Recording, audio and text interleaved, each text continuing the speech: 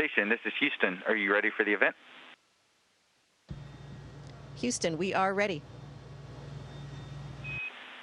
Halo team, this is Mission Control Houston. Please call station for a voice check. Station, this is Rick Mastracchio with the Halo team. How do you hear me? Hey, Rick, we have you loud and clear. Hi, Megan. Hi, Tomas. Thanks for talking to us today. We're calling you from the Dulles, Virginia Mission Operations Center for the Northrop Grumman Cygnus cargo vehicle that just arrived to you guys on orbit.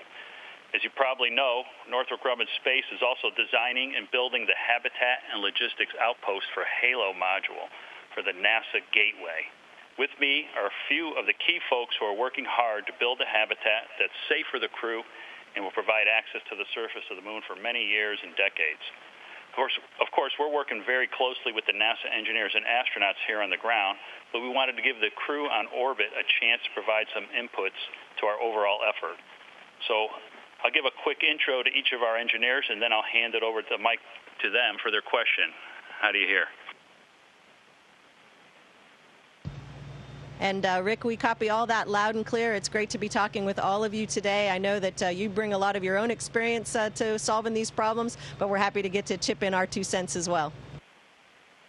Yeah, that's great, Megan. We appreciate it. First up is Catherine Ludwig. Catherine is a mechanical engineer and lead for the internal design and layout. Catherine?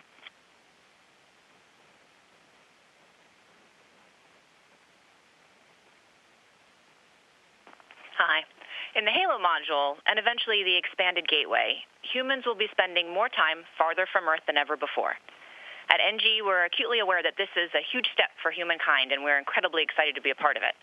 What can NG do in our design of the HALO interior and layout to make the experience of living in cislunar space comfortable and familiar, and to help the crew feel connected to home? Well, we love to look out the window. We're actually standing right by the window in the lab, and you can see I've got some cameras over here. It's one of our favorite pastimes when we have some free time.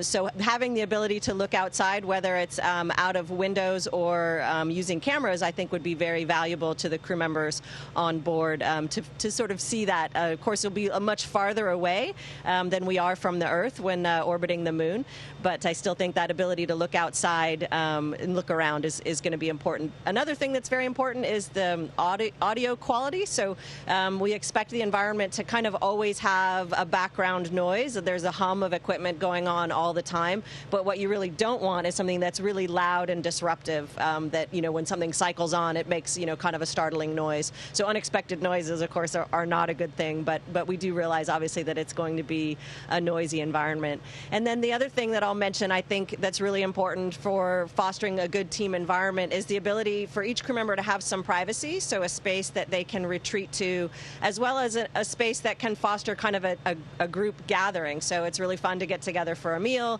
at the end of the day, swap stories, that kind of thing. So I think both of those things, the ability to have some privacy and the ability to spend a little bit of group time together, are important for a strong team.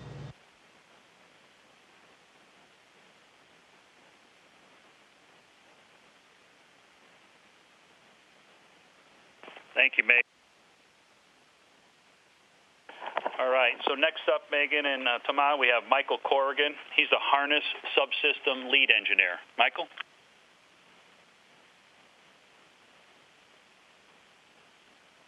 Oh, hello.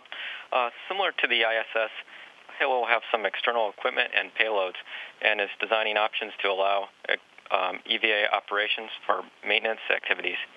What is the most difficult part of EVA operations on the ISS, and are there some aspects that the engineers designing the HALO exterior should be considering in order to increase the ease and efficiency of EVA operations?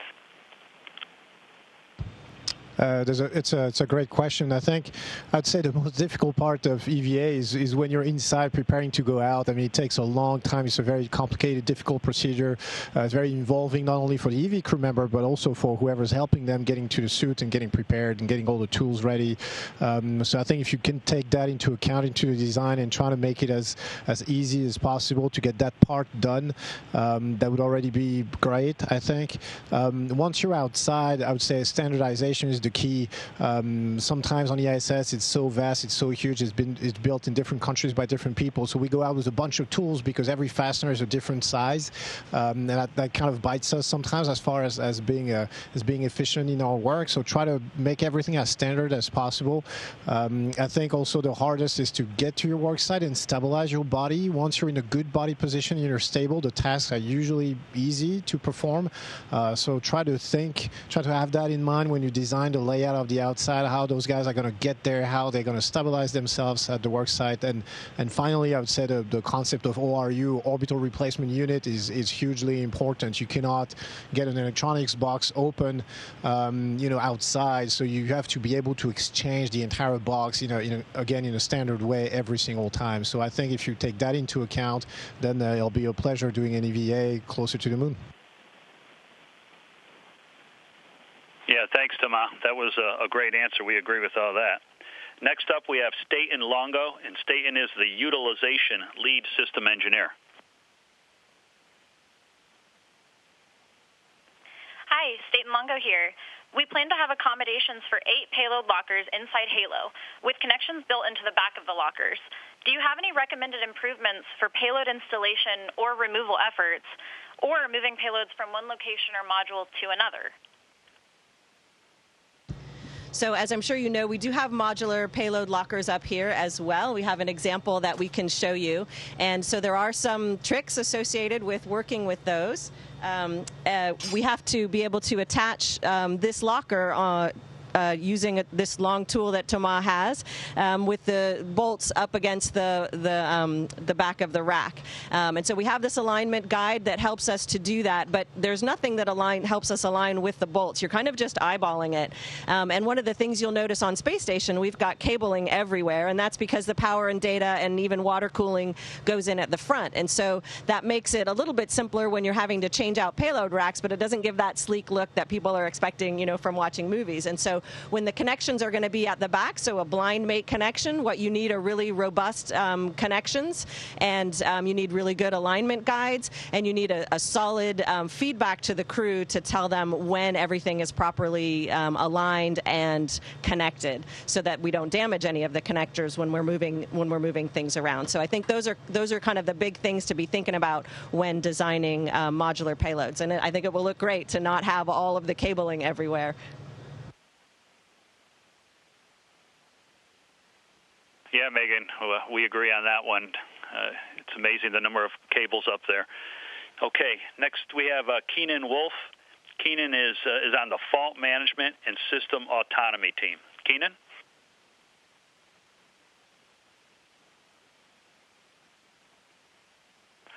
Thank you, Rick. Thank you, Megan and Thomas, for taking the time. Halo will host the top-level vehicle system manager software, as well as the Halo-specific module software that will balance ground, onboard crew, and autonomous command and control of the gateway system. What is something that you are tasked with or do at regular intervals that you wish you didn't have to, or you think could be handled autonomously? It's a great question. I think there's already quite some autonomy on board the ISS. I mean, maybe not on board, but tasks that are invisible to us, the crew, because they're taken care of by the ground or by the system. Sometimes we don't even know which one is taking care of which. But I think some tasks that seem to be coming back regularly are mostly related to, I think, the E-Class system, the life support system. We seem to be like draining tanks into other, switching pumps off, on and on, switching valves, etc., to keep the systems in good shape, to keep our water balance, nice and happy the way it's supposed to be. And if I think it seems like if this could be automated a little bit more, that would probably be great.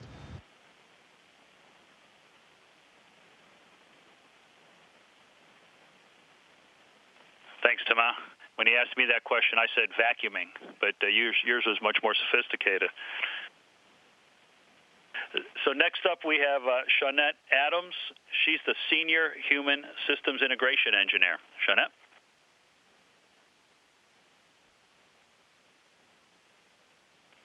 Hello, this is Shawnette. Halo is being produced with detailed attention to crew safety and vehicle reliability. Based on your previous flight experience and your current experience on ISS, what equipment would you consider safety critical based on current usage? Well, I know you've gotten lots of requirements documents that talk about what things are safety critical for us, and so I know that you're already thinking about those things. And for us there, the obvious ones are, of course, the ability to respond to an emergency that we might encounter. So a fire, a depressurization, or a toxic chemical release into our environment. So how do we protect ourselves from that? How do we respond to that? How do we safe the system? And if necessary, how do we safely get back to our vehicle that will take us away from there?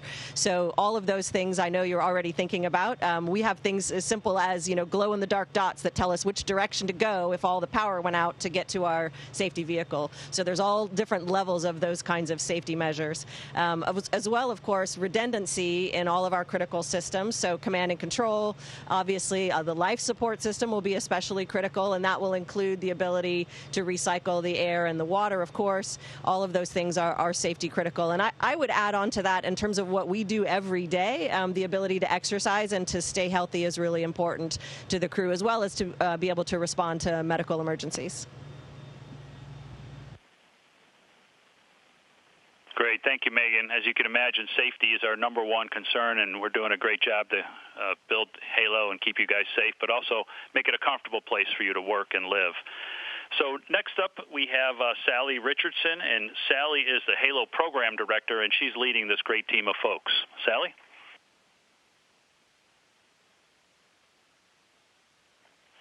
Thanks, Megan, and thank you, Thomas, for taking the time to answer all of our Halo design team questions. This is great. So we also got a number of questions from our Twitter feed, and we have a couple of social media questions that we wanted to pose today. So one question is from Steve Goyet, and he's asking about Windows on Halo. And we had one from Swarupa from Mumbai on how similar Gateway will be to ISS. So I'm going to answer those questions first, and then I have a question for the crew. So Halo is based on Northrop Grumman's Cygnus module, and it's currently designed to use with ISS. It's about the size of a small studio apartment. So it doesn't have windows right now except in the hatches, but we will be getting a cupola-like module that does have windows coming up and being supplied by ESA, Thomas. And that will dock with one of Halo's radial ports. So, but within the smaller design, my question to the crew is going to be, how do we prioritize space utilization for your self-care, for performing experiments? Even though Gateway will not be occupied year-round, it's still important that we really provide you with safe and useful accommodations, and that we provide standard self-care utilities. So what significant considerations would you consider that we have on our priority list as we're laying out our internal design? Yeah, I think it's a great question. It's a great concern to have.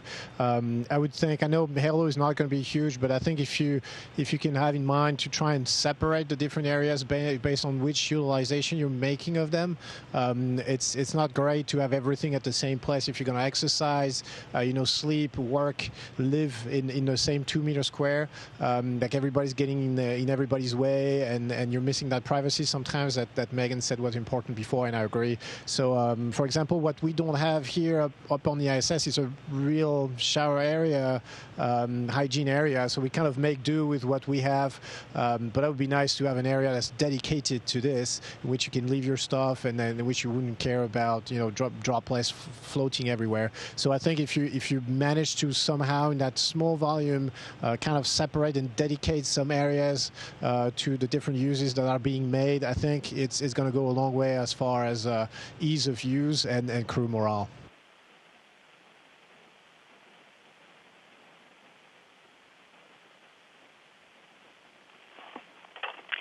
Okay, thank you for that. So I understand we have time for one more question.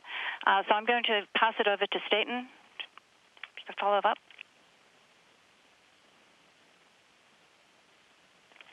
Hi again. So bonus question. What are the biggest challenges when working with payloads and performing payloads or robotics operations? And likewise, what works well? So one of the challenges that we face on a regular basis is that payloads come up all the time, and they're often things that we don't know anything about. We haven't seen them before, and we're operating them based on a standard set of skills that we have and that we've trained. So it's one of the things I love about my job is that I'm learning something new every day. I'm learning about different people's research, and I'm representing them basically in space and conducting their research for them. So that's very exciting, but it can be challenging if you don't know exactly what the expected outcome is. You don't know how the equipment operates. You maybe haven't seen it before. So making sure that the systems are robust, that they're well designed, that the crew has resources to get answers to questions when they come up, when maybe things don't work as well. So that might be real time, being able to speak to the investigators on the ground, but it also might be resources that the crew has access to on board so they can respond to any questions they have about the payload operation real time. Thank you, Megan. And you guys are getting all the questions right, so we're going into the bonus round now. We got one more question from Shawnette.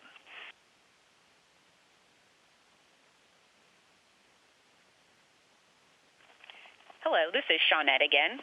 What are some of your favorite crew tasks, and what suggestions do you have for crew efficiencies? It's a great question. I think for long duration missions, routine is a factor. Whatever you do, if you end up doing it every day, at some point it kind of takes the fun out of it. I mean, we try to take a step back and realize we're in space, and then suddenly it becomes cool again. But sometimes I think everything that's new, everything that's gonna surprise you a little bit or challenge you a little bit, or require you to adapt or to change the way you're doing things, I think generally speaking is what we like. We like when a new vehicle is coming up because there's new experiments that are going to be deployed and operated, and it's exciting for everybody. We like when there's an EVA that comes up because it's different every single time. So I think that element of breaking the routine is important no matter what the task is. Thank you, Thomas, and thank you, Megan, both of you, for the great help today. We're working hard down here. The Halo team is working hard to give you guys the greatest vehicle that we can get for you up at the Gateway. And I think that's all the questions we have. We're just about out of time, but I just want to say enjoy the SS Ellison Onizuka up there. We hope you enjoy the cargo that we delivered, and it'll help you clean house once that vehicle leaves. Again, have a good day. We appreciate your great answers. Thanks a lot, Ricky. It was a pleasure being with you. And they're actually working on the Cygnus cargo as we're talking to you. If you see in the background, there's all kinds of bags floating because those guys are working hard on the cargo. So thanks for what you're doing, and then looking forward to seeing the result of your work orbiting the moon. You bet. Thank you. Station, this is Houston ACR. Thank you. That concludes our event. Thank you to all participants from the Halo team. Station, we are now resuming operational audio communications.